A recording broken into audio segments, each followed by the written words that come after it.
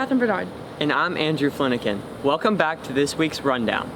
Over the summer, some of our students had the opportunity to take part in extraordinary events. Let's hear about what Chloe Dean did in our new series, I Know What You Did Last Summer. This past summer, senior Chloe Dean went on the trip of a lifetime when she went to Madrid, Spain to study abroad.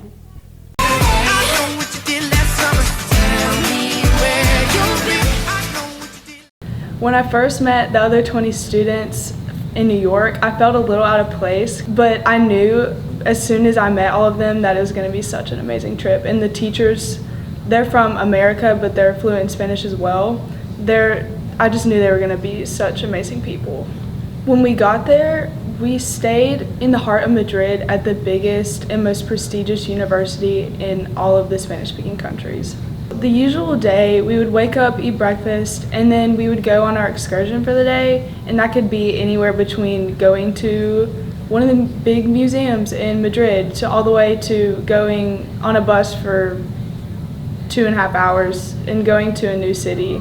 My favorite excursion was probably to Segovia, which is about an hour and a half outside of Madrid, and it was just such an amazing place because it was more rural than Madrid, because Madrid looks just like New York.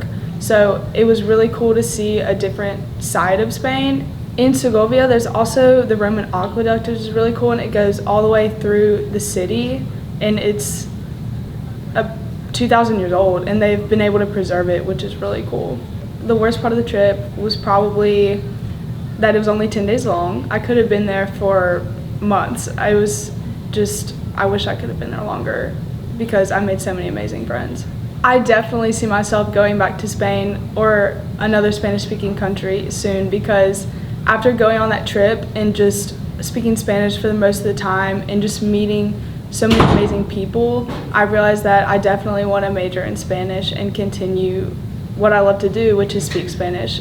I think that if any other student at Loyola is interested in doing it, they should totally jump on the opportunity, because that was a once-in-a-lifetime trip and it was free. So I definitely think if you have an interest in Spanish, you should definitely apply. Thanks, Callie, and congrats, Chloe. We're so glad you had an awesome time. But that's not the only thing that happened over the summer. That's right. There are also many new Loyola teachers that joined the Loyola faculty over the summer. Yeah, here's this week's new teacher feature.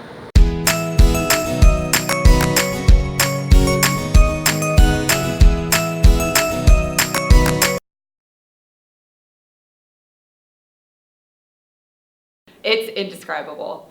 There's nothing quite like it. The ability to come back to a school that you have years of fantastic memories, and the fact that you're able to represent something better than just myself.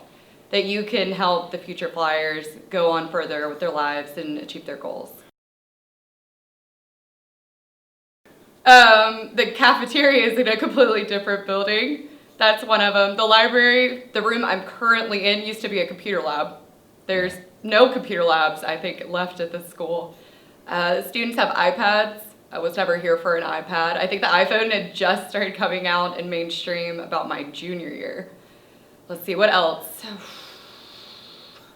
There's about 15 different AP classes that we did not have too. Yeah. We were pretty much just straight cut form when I was here. And now you're able to the students, they have the ability to want to take a lot of different classes that they can at almost any age, so that they can kind of make it more individualized towards what they want to do with their future. All right, some of my favorite memories at Loyola include eating in Miss Harrell's classroom my entire senior year. My friends and I, because we were seniors, we were allowed to go off campus, so we would get Raising Cane's because it was the only thing in close proximity to the school. And we would go into her classroom and look at old Jesuit and Loyola yearbooks from the 80s through the 90s. And we noticed how Coach Maxey and Coach Malwini never aged in the 20 years we had known them. And we would come up with all these crazy scenarios and stories about how they were aliens or vampires or other such monsters, just to explain how they weren't aging as fast as other teachers were. Welcome back to the Loyola family, Coach Russell. We're so glad you're here. The beginning of the school year means the beginning of new seasons for some sports teams. Here's Carol Ann Harrison to give us the details on Flyer sports this week. Tonight, the flag football team is hosting their first scrimmage against Haynesville at 6 o'clock. Here's Reese Evard to tell us more. So tonight we have the Jamboree versus Haynesville. We put in a lot of work since the summer, and it'd mean a lot if everybody came out and supported. The volleyball team had their first scrimmage against Benton last night. The Lady Flyers played well in their scrimmage last night and will have another scrimmage next Wednesday versus Magnet starting at 5 o'clock.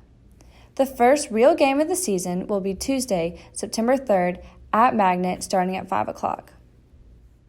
Don't forget, the first Run Run Snoopy 5K is tomorrow morning at Loyola.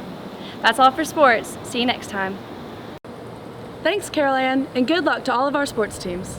That's all for this week's rundown. But before we go, here's a look at last weekend's back-to-school dance.